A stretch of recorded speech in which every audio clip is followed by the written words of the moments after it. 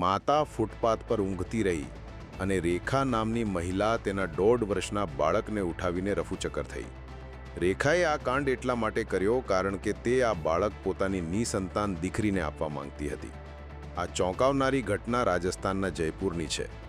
સીસીટીવીમાં તમે જોઈ શકો છો કે મહિલા જે બાળક કેડમાં તેડીને જઈ રહી છે એ એનું પોતાનું નહીં પણ બીજા કોઈનું ચોરી છુપીથી ઉઠાવેલું છે. માતા ફૂટપાથ પર સૂતી હતી ત્યારે રેખા નામની આ મહિલા તેનું 1.5 વર્ષનું બાળક ઉઠાવી ગઈ.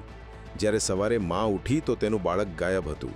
જેણે પોલીસને જાણ કરતાં પોલીસે બાળકને શોધવા ઓપરેશન મુસ્કાન શરૂ કર્યું હતું.